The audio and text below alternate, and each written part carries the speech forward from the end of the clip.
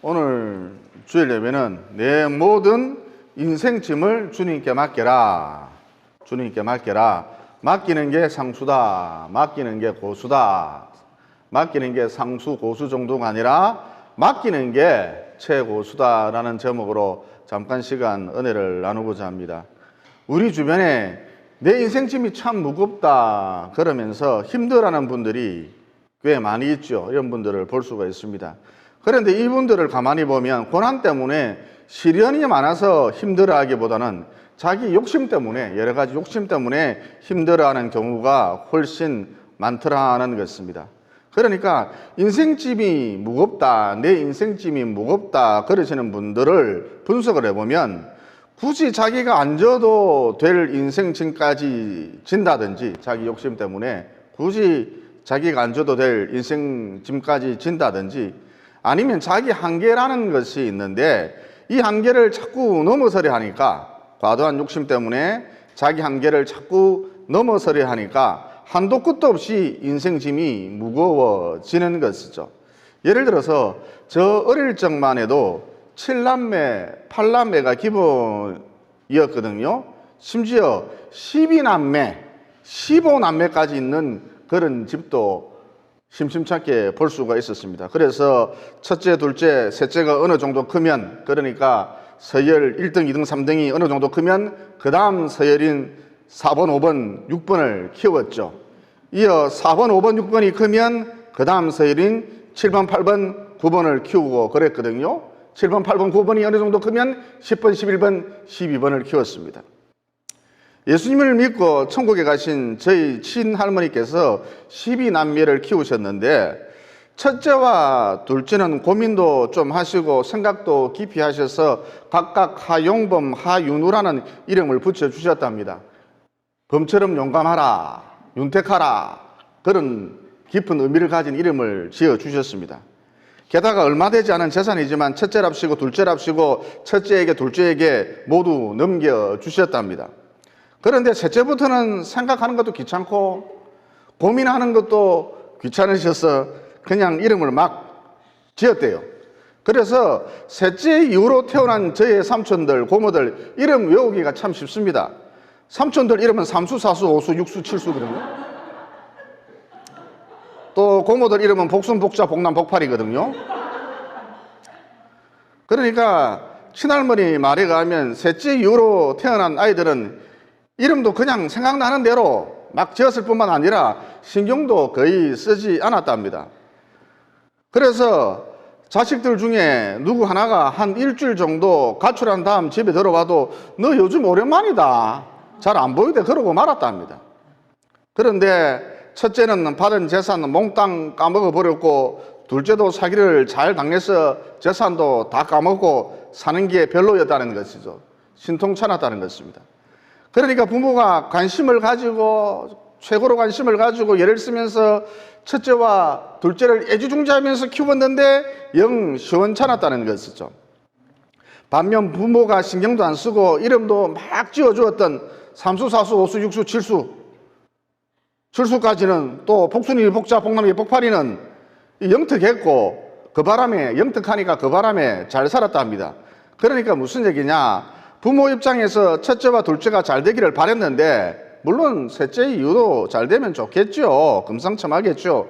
그러나 무엇보다 부모 입장에서 첫째와 둘째가 잘 되기를 참 노심초사 바랬는데 이게 부모 마음먹은 대로 잘 안 되더라는 것입니다. 다시 말해 첫째와 둘째의 인생짐을 부모가 대신 져줄 수 없더라는 것이죠. 그러니까 아무리 부모라지만 자식 인생을 대신 살아줄 수는 없잖아요. 즉 한계라는 게 있다는 것이죠. 그런데 이 한계를 넘어서려 하니까, 자식 욕심 때문에 이 한계를 넘어서려 하니까 부모의 인생짐이 갈수록 무거워지는 것이죠. 이어 요즘 보면 여러분 집집마다 아이가 하나 아니면 둘인데 과거 10남매, 12남매 키울 때보다 훨씬 더 힘들다 그러거든요. 그러면 그 이유가 무엇인가? 아무리 부모라지만 자식을 위해 해줄 수 있는 그 한계라는 것이 있거든요. 그러니까 부모 자신이 지고 가는 인생짐도 버거운데 무거운데 자식이 지고 가는 그 인생짐까지 모두 부모가 져주려 하니까, 자식 욕심 때문에 자식이 지고 가는 그 인생짐까지 모두 부모가 져주려 하니까 20살 넘으면 사실 질 필요 없거든요. 그런데 그것까지 져주려 하니까 인생살이가 보통 고단한 것이 아니죠. 그래서 과거 12남매를 키울 때보다 요즘 하나 키우는 게 더 고단하다, 힘들다 그럽니다. 여러분, 자식 문제뿐만 아니라 직장 문제, 사업 문제, 내 노후에 대한 문제, 이 모든 인생짐 혼자 걸머질 수가 없거든요. 감당이 안 됩니다. 우리는 내일 일을 할 수가 없어요. 그래서 인생짐을 혼자 걸머지게 되면 결국은 쓰러지게 돼 있습니다.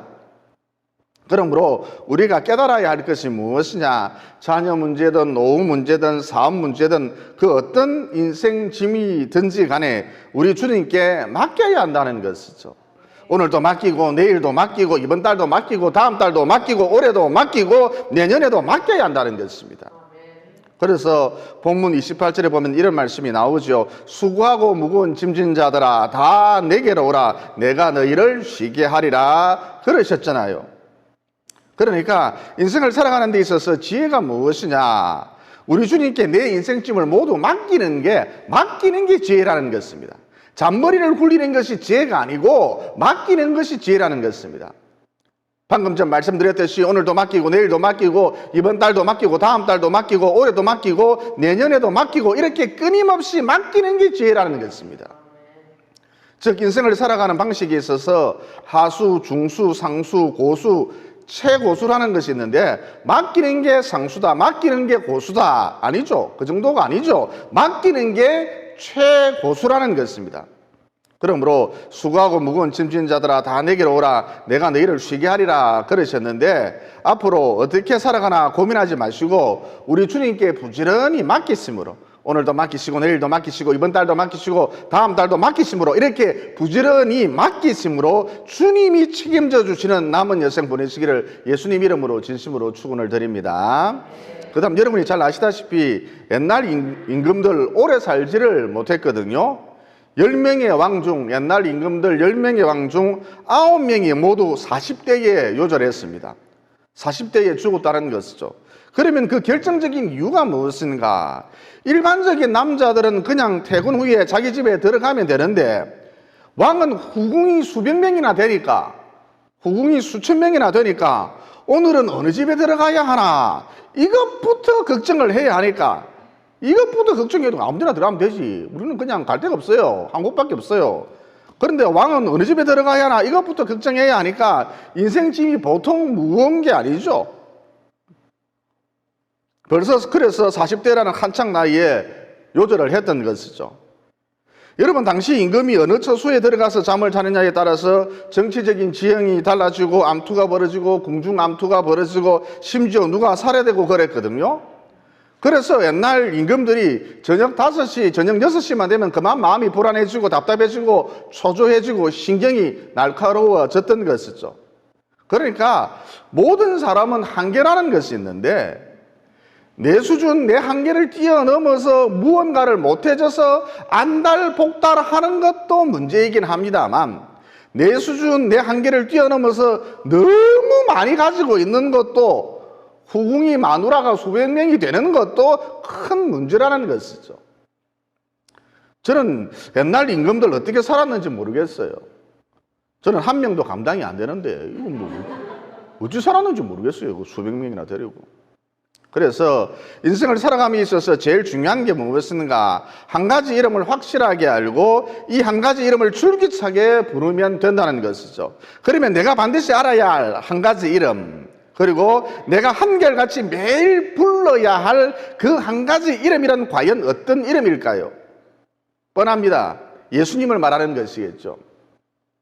그러니까 예수님 불쌍히 여겨주십시오. 예수님 도와주십시오. 예수님 은혜를 베풀어 주십시오. 예수님 한 걸음씩 인도해 주십시오. 예수님 기적을 베풀어 주십시오. 예수님 자비를 베풀어 주십시오. 예수님, 예수님, 예수님, 예수님, 그러면서 줄기차게 예수님의 이름을 부르라는 것입니다. 그러면 여러분, 이 예수라는 분은 사망을 사망시킨 강력한 분이시기 때문에, 유일한 그런 분이시기 때문에 내 인생짐을 대신 져 주실 뿐만 아니라 내 인생이 흔들리지 않도록 꽉 잡아 주신다는 것이죠. 그리고 여러분, 일반적으로 동물보다는 나무가 훨씬 더 오래 살지요. 대만에 가면 이사야 나무라고 있습니다. 이 나무는 이사야 선지자가 살았을 때부터 있었기 때문에 이 나무의 이름이 이사야 나무거든요. 또 미국에 가면 3,000년 이상, 4,000년 이상 된 나무들 즐비하답니다. 우리나라 같은 경우 용둔산에 가면 큰 은행나무 하나가 있는데 이 나무의 수령이 얼마냐? 1,200년입니다. 그러면 나무는 도대체 왜 이렇게 오래 사느냐? 1,000년씩, 2,000년씩 나무는 왜 이렇게 오래 사느냐? 동물학자들이 말하길 나무는 옮겨 다니지 않고 오직 한 군데만 서 있기 때문이랍니다. 그러니까 동물들이 왜 나무에 비해 빨리 죽느냐? 늘 싸돌아다니기 때문이다라는 것이죠. 막 돌아다녀요. 다시 말해 동물들은 이동이 잦다 보니까 자기가 처음 경험하는 온갖 종류의 세균들과 바이러스를 접하게 된다는 것이죠. 그래서 질병에 취약하고 빨리 죽는다는 것입니다. 반면 식물은 한결같이 그 자리에만 서 있고 한 곳에만 머물러 있으니까 오직 자기 근처에 있는 바이러스하고만 싸우면 되거든요. 자기 근처에 있는 세균하고만 싸우면 되거든요. 그래서 결국 자기를 중심하여 인근에 있는 바이러스에 대한 항체, 자기를 중심하여서 인근에 있는 세균에 대한 항체가 생기고 면역력이 생겨서 질병이 아주 강할 뿐만 아니라 오래도록, 심지어 수천 년 이상 오래도록 생존할 가능성이 높다는 것이죠. 무슨 얘기냐? 현대를 살아가는 성도들에게 있어서 나무의 힘이 절대적으로 필요하다는 것입니다. 그러니까 나무가 오직 하나에 집중하고 한 곳에 뿌리를 내리듯이 우리 성도들도 오직 하나, 예수님만 바라보고 예수님께 집중하고 몰입하고 예수님께 뿌리 내릴 필요가 있다는 것이죠. 예를 들어서 저는 예수님 외에는 다른 대안이 없습니다. 저는 예수님 외에는 다른 길이 없습니다. 저는 예수님 외에는 다른 방법이 없습니다. 세상에서 버림을 받으면 예수님께로 달려가면 되지만 예수님께 버림받으면, 예수님이 나를 박대해버리면 저는 돌아갈 곳이 없습니다. 이런 심정으로 오직 예수님만 바라보고 오직 예수님께 단단히 뿌리 내리자는 것입니다. 그러면 예수님이 내 인생 짐을 대신 져 주실 뿐만 아니라 그 어떤 환경이 내게 펼쳐지든, 고난이 오든 위기가 오든 내 인생 가운데 그 어떤 환경이 펼쳐지든 흔들리지 않는다는 것이죠. 그리고 하나에 집중하고 한 곳에 뿌리를 내린다는 것은 그 한 가지 외에 나머지 것들 다 버릴 수 있다, 관심 없다, 이런 뜻이기도 하거든요. 그러니까 저 멀리에 있는 땅은 나무에게 있어서 결코 유혹이 되지 못한다는 것이죠. 무슨 얘기냐? 오직 예수님만 바라보겠다, 예수님께 깊이 뿌리 내리겠다, 그러면 이 세상에 그 어떤 것도 나를 유혹하지 못한다는 것이죠. 여러분, 인생짐이 무겁다라는 것은 어떤 의미냐 하면 자기 삶 속에 유혹이 많으니까 저걸 가질까 말까, 저걸 먹을까 말까, 저곳에 갈까 말까, 이렇게 자기 삶 속에 유혹이 많으니까 자기 마음에 갈등이 많다는 것을 의미하거든요. 그래서 이 갈등 때문에, 유혹으로 인한 이 갈등 때문에 이상하게도 인생이 피곤하고 내 인생 짐이 무겁게 느껴진다는 것이죠. 그런데 오직 예수님만 바라보고 예수님께 깊이 뿌리 내리면 예수 외에 다른 것은 별반 관심이 없기 때문에, 예수 외에 다른 것은 다 버릴 수 있기 때문에 삶 속에 유혹이 없다, 갈등이 없다는 것입니다. 그래서 예수님만 바라보고 예수님께 깊이 뿌리 내리면 참 신비한 게 어느 누구든지 인생짐이 가벼워지는 신비를 체험하게 된다는 것이죠. 그리고 웬만해서는 흔들리지 않는다는 것입니다. 제가 오랜 기간 목회를 하면서 되게 어떤 것들을 많이 물어보느냐 하면, 목사님 이사를 어디를 가면 좋겠습니까? 저곳에 가면 재개발을 한다는데 저곳에 가야 되겠죠? 아니 저곳이 우리 교통편이 더 좋고 역세권이니까 저곳에 가야 되겠죠? 왜 그런지 모르겠어요. 그냥 교회 가까운데 오시면 됩니다. 그러니까 예수님께 깊이 뿌리를 내리지 않으니까 그냥 계속 유혹, 갈등이 끊이는 거예요. 조그마한 티끌 하나만한 것도 그냥 그게 유혹이 되고 갈등이 되는 것입니다. 그냥 교회 가까이 오면 돼요. 교회 가까이 이사 와가지고 내 잘못된 경우 내가 목회를 25년 하면서 한 번도 보지 못했습니다. 자꾸 이상한 짓 하다 그래야 되는 거지. 어쨌든 예수님만 바라보고 예수님께 깊이 뿌리 내리자 그러면 유혹이 없다, 갈등이 없다. 그래서 인생짐이 가볍다는 것입니다. 그리고 요한복음 15장 5절에 보면 이런 말씀이 나오거든요. 나는 포도나무요 너희는 가지라. 그가 내 안에 내가 그 안에 가면 사람이 열매를 많이 맺나니 나를 떠나서는 너희가 아무것도 할 수 없음이라.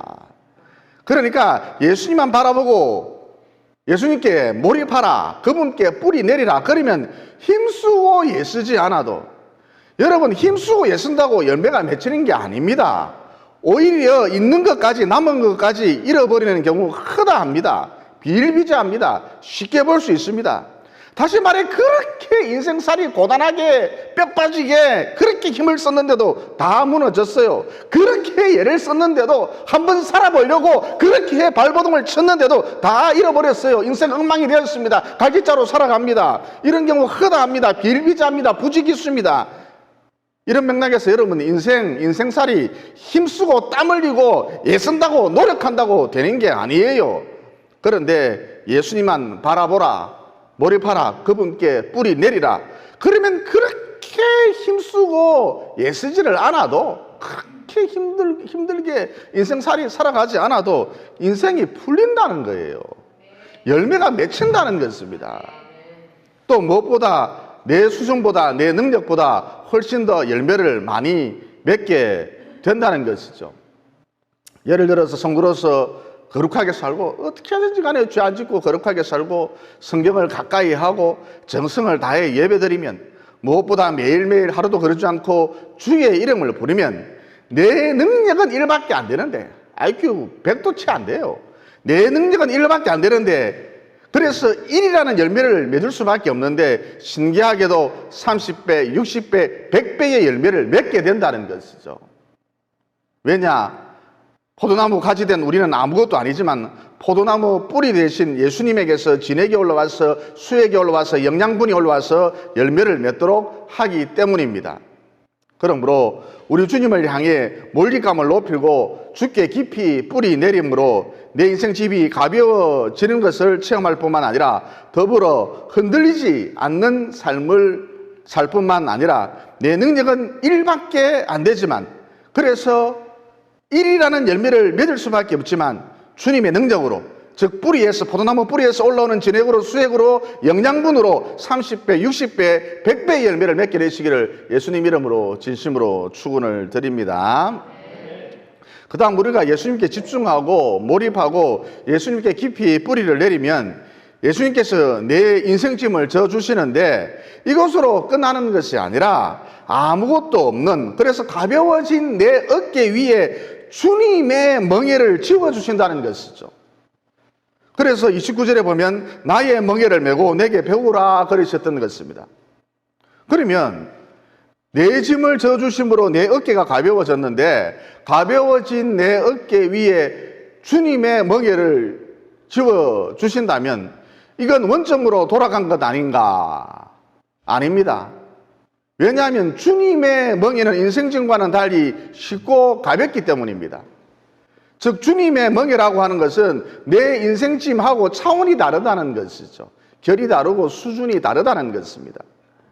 그러니까 쉽게 말해 주님의 멍에라고 하는 것은 사명인데, 목사로서의 사명, 장로로서의 사명, 권사로서의 사명, 집사로서의 사명을 감당하려고 몸부림치면, 다시 말해 포도나무 교회의 주인의식을 갖고 몸부림치면, 여러분 내 살길도 바쁜데 교회를 위해서 몸부림친다는 것 여간 힘든 일이 아니에요. 와서 충성하고 봉사하고 섬기고 전도하고 교회 학교 아이들 근사하고, 또 저 한 목사가 사라진다 할지라도 나는 끝까지 남아서 이 교회를 지킨다, 목숨 걸고 나는 이 교회를 지킨다, 이렇게 사명의 불을 활활 태우면서 산다는 것 결코 만만한 일이 아닙니다. 쉬운 일이 아니에요. 가벼운 일이 아닙니다. 그러나 그렇게 하면, 사명을 감당하려고 몸부림치면, 포도나무 교회의 주인의식을 갖고 몸부림치면, 다른 말로 너희는 먼저 그의 나라와 그의 의를 구하면 하나님께서 이를 감당할 수 있도록 건강도 주시고 물질도 주시고 지혜도 주신다는 거예요.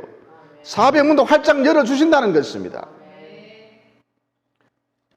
내 인생 가운데 기막힌 하나님의 역사가 있다는 것입니다.